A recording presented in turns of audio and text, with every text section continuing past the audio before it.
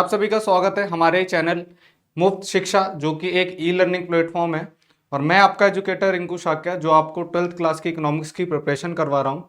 Last कई videos में हमने जो इंपॉर्टेंट चैप्टर थे या जो भी डाउट चैप्टर थे किसी भी स्टूडेंट्स के, उनको कवर किया है। आज उसी सीरीज में एक और चैप्टर है जो किसी का डाउट है, उसको हम कवर करेंगे। उस चैप्टर का नाम है आपका एम्प्लॉयमेंट। ये चैप्टर बहुत ज़्यादा बड़ा नहीं है, छोटा ही टॉपिक है, लेकिन एग्जाम के पॉइंट ऑफ व्यू से बहुत इंपॉर्टेंट है।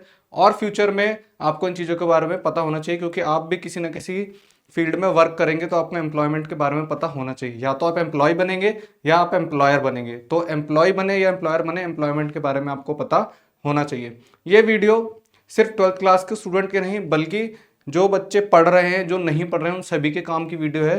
तो ज़्यादा से ज़्यादा इस वीडियो को शेयर करें, ताकि वो 12th क्लास के बच्चे जिनका बोर्ड का एग्जाम है वो तो इसको पढ़े ही, बाकी जिन जो अकेडमिक नहीं पढ़ रहे हैं वो ये वीडियो अगर देखेंगे तो उनकी नॉलेज में भी इजाफा होगा, नॉलेज भी बढ़ेगी। तो चलिए आज हम पढ़ेंगे 12th क्लास का एम्प्लॉयमेंट चैप्टर, जिसके एमसीक्यू क्वेश्चन एग्जाम में काफ़ी देखने को मिलते हैं और चैप्टर आसान भी है। तो स्टार्ट करते हैं आपका टॉपिक एम्प्लॉयमेंट, जिसके अंदर आप पढ़ोगे growth, informalisation and other issues. सिर्फ एम्प्लॉयमेंट के बारे में नहीं पढ़ोगे, ग्रोथ के बारे में भी पढ़ोगे कि एक कंट्री ग्रोथ करती है तो कैसे करती है, क्या क्या फैक्टर होते हैं उसके।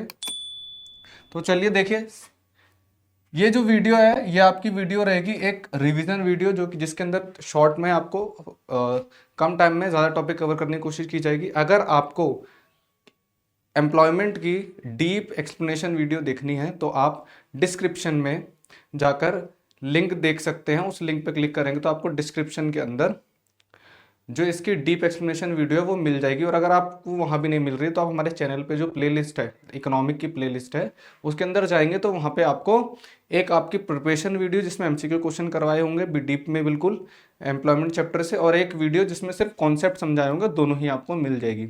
अगर आपको नहीं मिलती है उसमें तो आप या तो डिस्क्रिप्शन के लिंक से वहाँ पहुँच जाएँ या फिर प्लेलिस्ट में ढूंढ लें, आपके पास दोनों ही ऑप्शन है।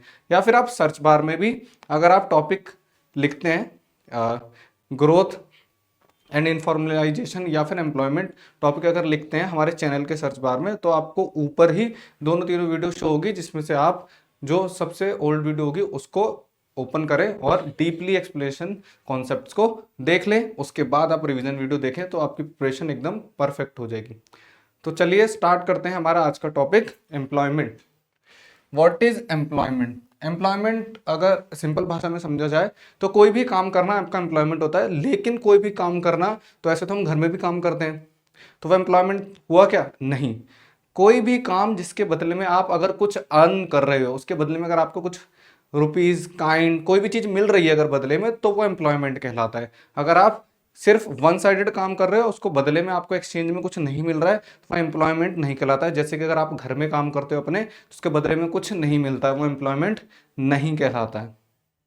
आप अपने घर में किसी का काम कर, किसी को पानी पकड़ा के दे रहे हो, किसी के लिए सफाई कर रहे हो, घर में सफाई कर रहे हो, तो आप घर में जब काम करोगे उसके बदले में आपको कुछ नहीं मिलने वाला है। लेकिन अगर यही काम आप किसी ऑफिस में करोगे, सफाई करोगे या किसी को फाइल उठा के दोगे या किसी का ऑफिस वर्क करोगे, बदले में सैलरी लोगे, तो अगर आप बदले में कुछ अर्न कर रहे हो किसी भी काम के, तो वो कहलाता है आपका एम्प्लॉयमेंट।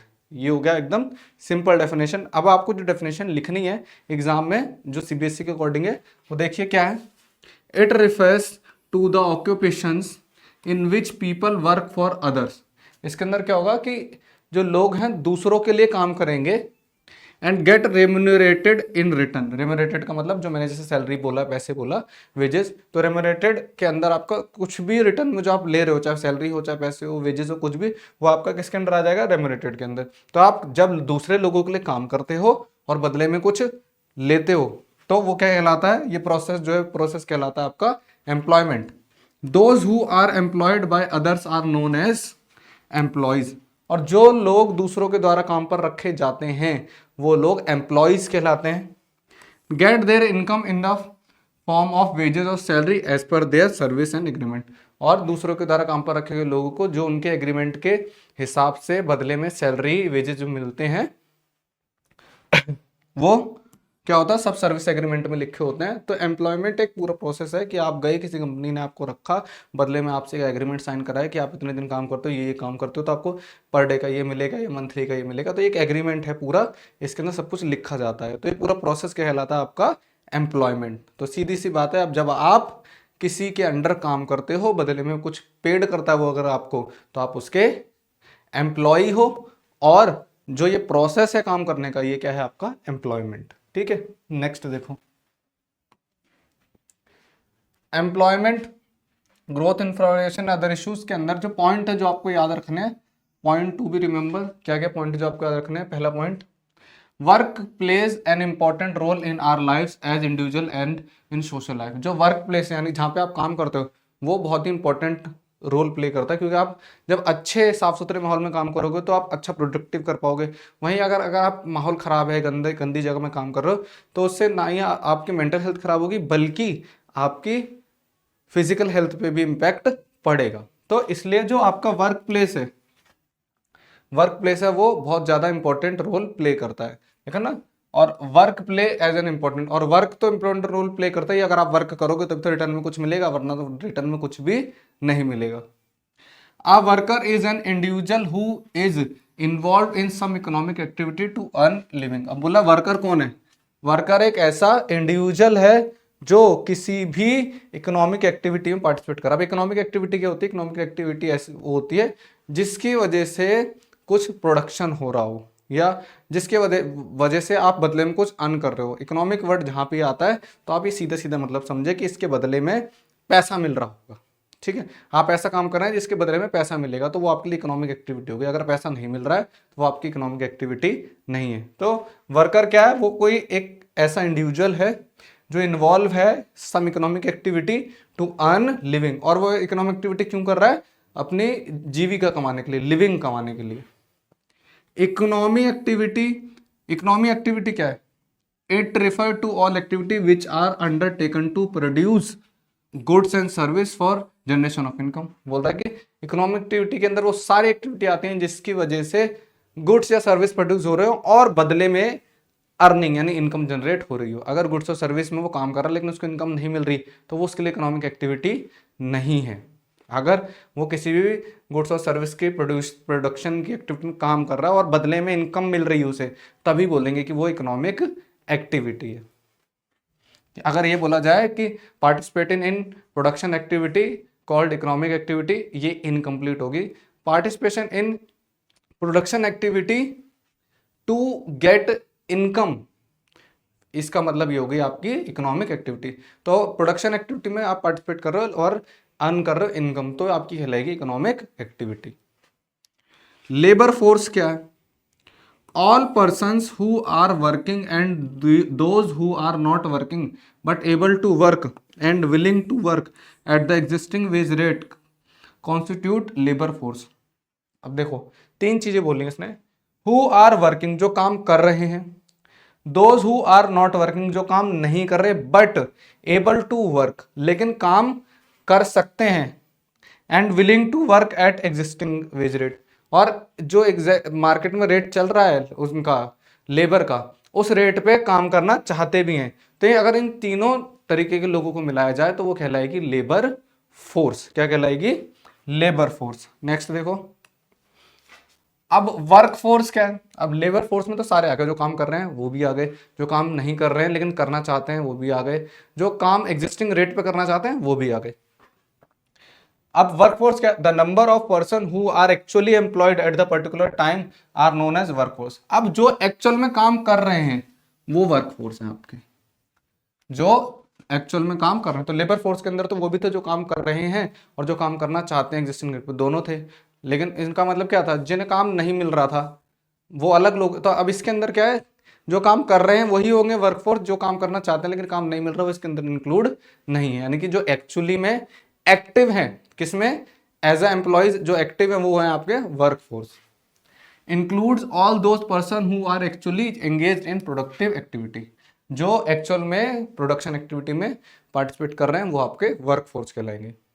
अब पार्टिसिपेशन रेट कैसे निकालते हैं, वर्क फोर्स यानी कि जो एक्चुअल में काम कर रहे हैं वो लोग, नीचे टोटल पॉपुलेशन इनटू 100। तो वैसे भी किसी का भी रेट निकालते हैं तो ऐसे निकालते हैं, जिस जिस चीज का आप रेट निकाल रहे हो, किसका वर्क फोर्स का रेट निकाल रहे हो, तो नंबर ऑफ वर्क फोर्स ऊपर, नीचे टोटल इनटू में 100। अब नेक्स्ट देखते हैं types of worker. Types of worker क्या है? वर्कर कितने टाइप के होते हैं? वर्कर्स को अगर ब्रॉड कैटेगरी में बांटा जाए तो दो कैटेगरी हैं। पहला आपका सेल्फ एम्प्लॉयड, दूसरा हायर्ड वर्कर। अब सेल्फ एम्प्लॉयड का मतलब खुद को काम देना, तो खुद को काम देने का मतलब खुद का काम करना, यानी कि बिजनेस करना। जो अपना काम कर रहे हैं, बिजनेस कर रहे हैं, वो सेल्फ एम्प्लॉयड है। हायर्ड वर्कर जो किसी और के द्वारा हायर किए गए हैं, जो किसी और के अंडर काम कर रहे हैं, वो आपके हायर्ड वर्कर हैं।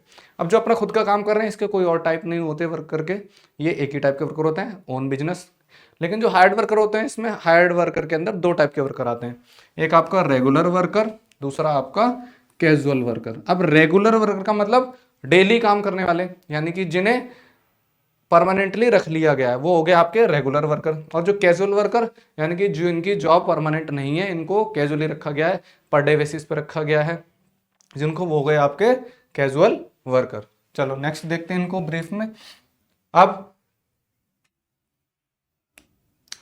about 2/5 of the total population in the country is engaged in various economic activity. Men, particularly rural men, from the major section of workforce in India. अब देखो ये क्या बोल रहा है, about 2/5 of the total population in the country is engaged। बोला है country की 2/5 पॉपुलेशन इंगेज है किन में? वेरियस इकोनॉमिक एक्टिविटी के अंदर, यानी कि पॉपुलेशन का 2/5 पार्ट ही क्या कर रहा है? प्रोडक्शन एक्टिविटीज में, इकोनॉमिक एक्टिविटी में पार्टिसिपेट कर रहा है। Man particularly rural man form the major section of the workforce. और जो वर्कफोर्स का जो मेजर पार्ट है, यानी कि ज्यादातर हिस्सा वर्कफोर्स के अंदर जो है वो मैन का है, वो भी रूरल मैन का, अर्बन मेंस का नहीं। अर्बन एरिया में जो मेंस रहते हैं उनका नहीं, वो भी जो रूरल एरिया में रहते हैं उनका पार्टिसिपेशन वर्कफोर्स के अंदर सबसे ज्यादा है। Majority of worker in India are self employed. और इंडिया के अंदर जो मेजॉरिटी ऑफ वर्कर है, जो वर्कर्स के टाइप हैं, वो ज्यादातर सेल्फ एम्प्लॉयड टाइप है, जो कि कितना है? 57%। Casual wages labours and regular salaried employees together account for less than half the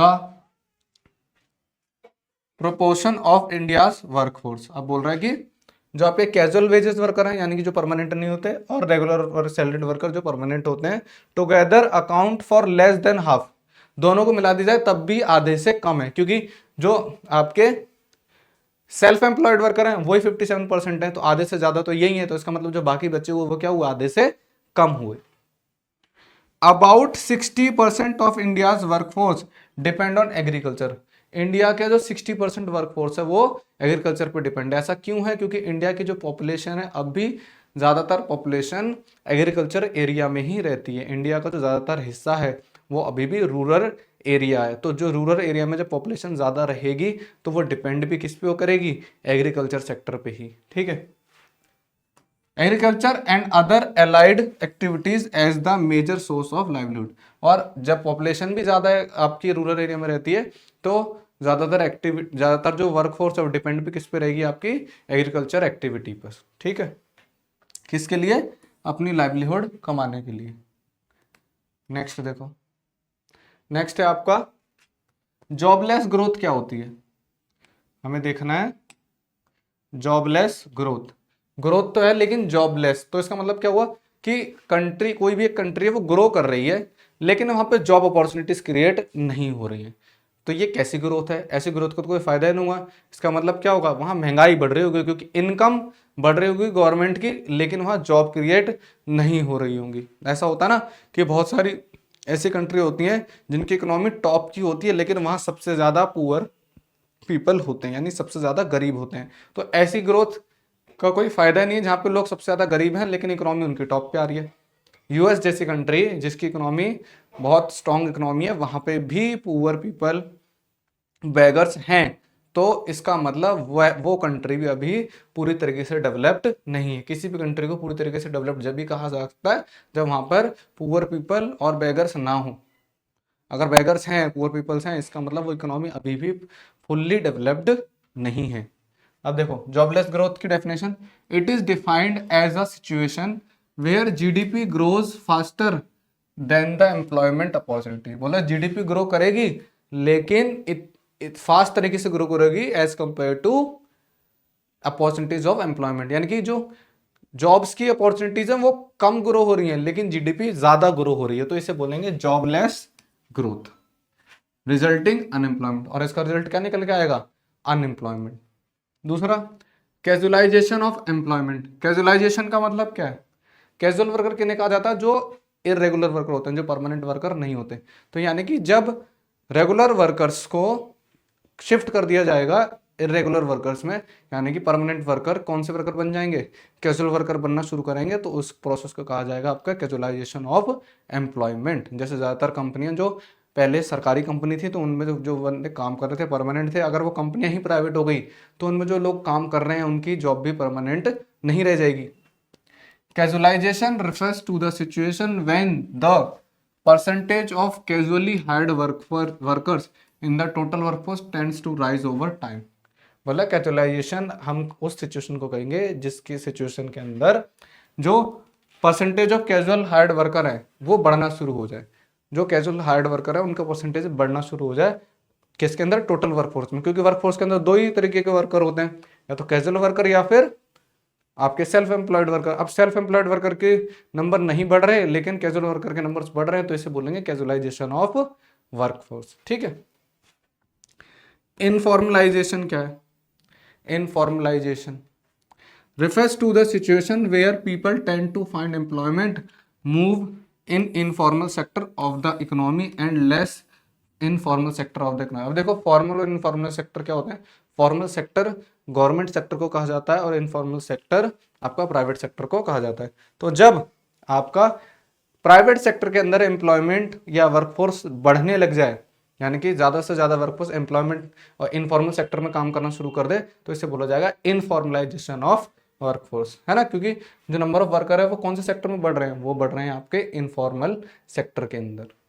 तो उसके बाद अनएम्प्लॉयमेंट क्या है? अनएम्प्लॉयमेंट ऐसी कंडीशन है जिस कंडीशन के अंदर लोग काम करना चाहते हैं लेकिन उनको काम नहीं मिल रहा है, तो ये क्या होगी? अनएम्प्लॉयमेंट। क्योंकि आप उनको अनएम्प्लॉयड नहीं बोल सकते जो काम करना ही नहीं चाहते। तो अपनी इच्छा से नहीं करना चाहता, काम मिल रहा तब भी नहीं करना चाह रहा, तो उससे अनएम्प्लॉयड तो बोल नहीं सकते। It is situation where a person is ready and willing to work. ये एक ऐसी सिचुएशन है जिसमें इंसान काम करने के लिए तैयार है और करना चाहता भी है एट द प्रिवलिंग वेजेस रेट, और जो रेट मार्केट में आज के टाइम पे स्टैंडर्ड रेट चल रहा है उसी रेट पे वो काम करने को तैयार है, काम करना चाहता है, but does not find work, और उसे काम नहीं मिल रहा है। तो ऐसे लोगों को बोलेंगे कि वह अनएम्प्लॉयमेंट है। और जो लोग काम करना ही नहीं चाहते उनको अनएम्प्लॉयमेंट नहीं कह सकते, उनको नल्ला बेरोजगार बोलते हैं। नल्ला वर्ड सुना होगा कि काम ही नहीं करना चाहता, काम दे रहे हो तो भी काम नहीं करना चाहता है। नेक्स्ट देखो, काउजेज ऑफ अनएम्प्लॉयमेंट। अनएम्प्लॉयमेंट का रीजन क्या है भाई? अनएम्प्लॉयमेंट क्यों बढ़ रहा है इंडिया जैसी कंट्री के अंदर? देखो, पहला reason slow rate of economic growth. हमारी जो इकोनॉमिक ग्रोथ है वो बहुत स्लो है। क्योंकि इकोनॉमिक ग्रोथ स्लो होगी तो जॉब अपॉर्चुनिटीज नहीं बढ़ेंगी।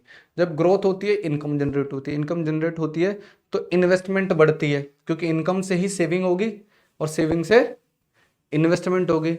अब इन्वेस्टमेंट बढ़ेगी तो प्रोडक्शन बढ़ेगा, प्रोडक्शन बढ़ेगा तो प्रोडक्शन कैसे बढ़ेगा? प्रोडक्शन बढ़ाने के लिए हमें वर्कर्स की जरूरत पड़ेगी ना, तो अब प्रोडक्शन बढ़ाएंगे तो हम वर्कर्स को हायर करेंगे। अब वर्कर्स हायर होंगे तो अपने आप ही जॉब अपॉर्चुनिटीज क्रिएट होंगी। ठीक है, तो इसलिए जब जॉब अपॉर्चुनिटी क्रिएट होंगी तो जो आपका अनएम्प्लॉयमेंट है वो खत्म होना शुरू होगा। तो स्लो ग्रोथ एक रीजन है किसका? अनएम्प्लॉयमेंट का। दूसरा, पॉपुलेशन एक्सप्लोजन। पॉपुलेशन एक्सप्लोजन का मतलब क्या है कि जो हम इतनी स्पीड से जॉब अपॉर्चुनिटीज नहीं क्रिएट कर रहे जिससे ज्यादा डबल ट्रिपल स्पीड से पॉपुलेशन बढ़ रही है, यानी कि ऐसे वर्कर्स तैयार होते जा रहे हैं जो काम करना चाहते हैं गिवन स्टैंडर्ड रेट पे, लेकिन काम है ही नहीं क्योंकि जॉब अपॉर्चुनिटीज ही नहीं है। वो काम करना चाहते हैं लेकिन अब वो इतने पॉपुलेशन इतनी तेजी से बढ़ रही है कि आप जॉब अपॉर्चुनिटीज नहीं क्रिएट कर पा रहे, लेकिन नंबर ऑफ वर्क जो आपका लेबर फोर्स है वो बढ़ते चले जा रहे हैं। लेबर फोर्स के अंदर कौन कौन बताया मैंने? जो काम कर रहे हैं वो भी, जो काम करना चाहते हैं वो भी। तो अब जो काम करना चाहते हैं वो तो बढ़ रहे हैं ना, रोज पॉपुलेशन बढ़ रही है। Defective education system. एक तो सबसे बड़ा रीज़न हमारी इंडिया जैसी कंट्री के अंदर, और भी कंट्रियों में है लेकिन हम इंडियन सिटीजन्स हैं तो हम पहले अपने फॉल्ट को देखेंगे कि जो हमारा एजुकेशन सिस्टम है वो सबसे ज़्यादा कमज़ोर है। हमारे एजुकेशन सिस्टम के अंदर हम एक इंसान को जॉब सीकर बनाते हैं, जॉब गिवर नहीं बना रहे, जॉब सीकर। जॉब यानी कि वो पढ़ लिख के सिर्फ जॉब ही ढूंढता है, वह पढ़ लिख के इतना काबिल बन ही नहीं पाता कि वह जॉब देने लायक बन जाए।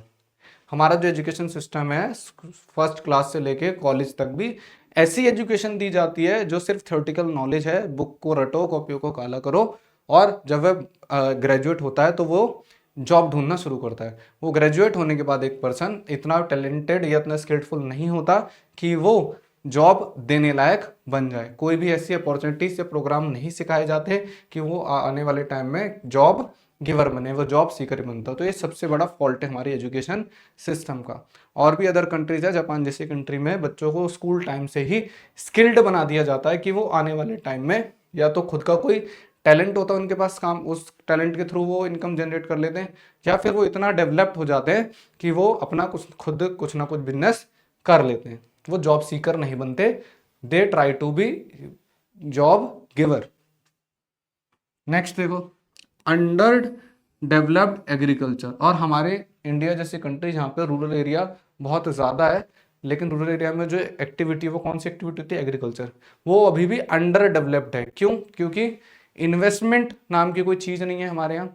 फाइनेंशियली जो हमारा फार्मर है वो बहुत वीक है, वो एडवांस टेक्नोलॉजीज को यूज़ नहीं कर सकता, जिसकी वजह से जो उनके एग्रीकल्चर सेक्टर है वो डेवलप्ड नहीं हो पा रहा है। ठीक है, नेक्स्ट देखो, स्लो ग्रोथ ऑफ इंडस्ट्री।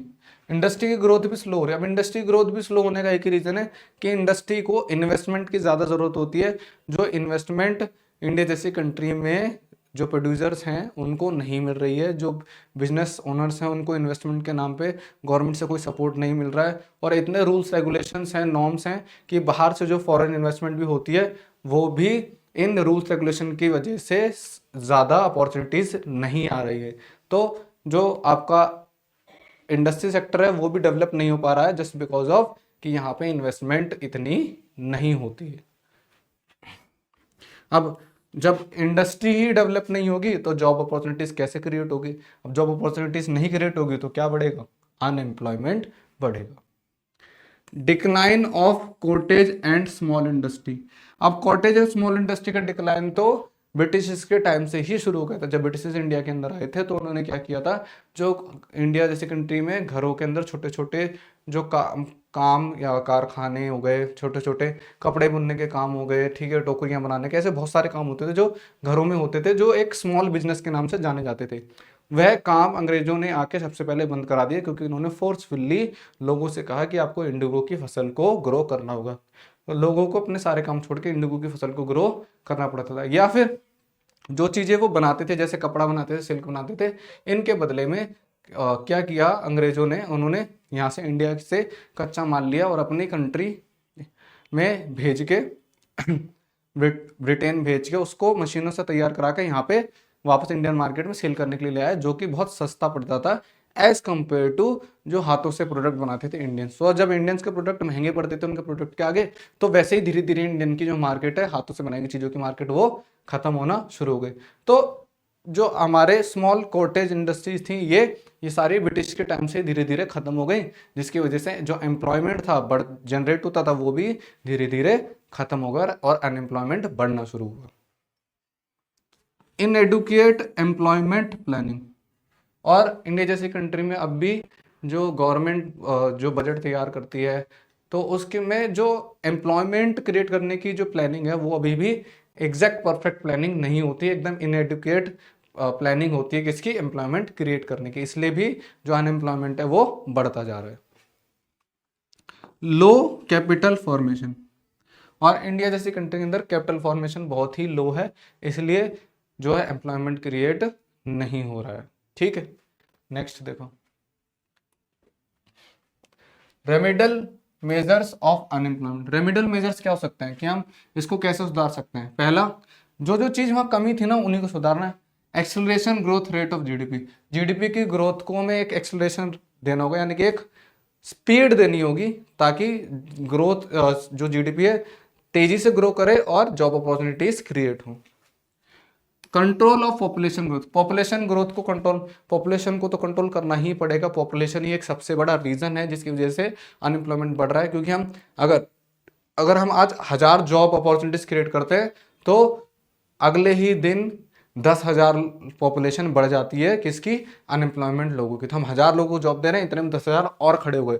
तो अगर पॉपुलेशन ज़्यादा तेजी से बढ़ेगी तो जॉब अपॉर्चुनिटीज क्रिएट करने से भी कुछ फायदा नहीं होने वाला, क्योंकि जॉब अपॉर्चुनिटीज भी एक लिमिट पे ही क्रिएट होंगी, लेकिन पॉपुलेशन अनलिमिटेड बढ़ती चली जा रही है।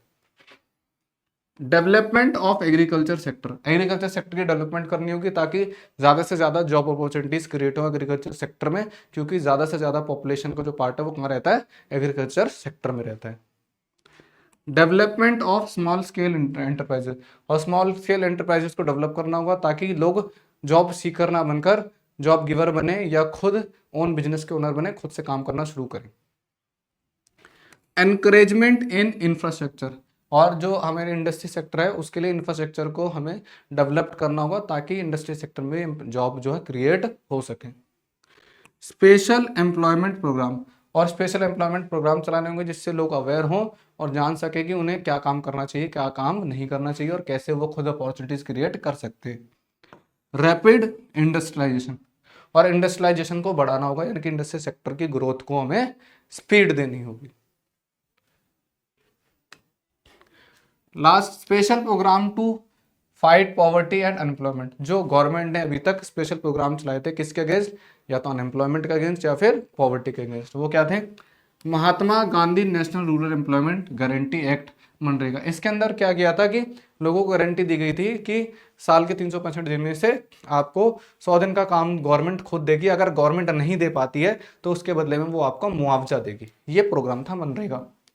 उसके बाद आया स्वर्ण जयंती रोजगार योजना, ये भी एक ऐसे प्रोग्राम है जैसे कि आपका मनरेगा प्रोग्राम है, ठीक है। दूसरा, प्रधानमंत्री ग्राम उदय रोजगार योजना। चौथा, स्वर्ण जयंती ग्राम स्वरोजगार योजना। तो ये कुछ ऐसे प्रोग्राम थे जिनके अंदर फार्मर्स को ये वादा किया गया कि आपको अगर काम नहीं मिलता है इतने दिन का तो गवर्नमेंट आपको काम देगी, और गवर्नमेंट भी नहीं दे पाती तो बदले में आपको भत्ता या अलाउंस देगी।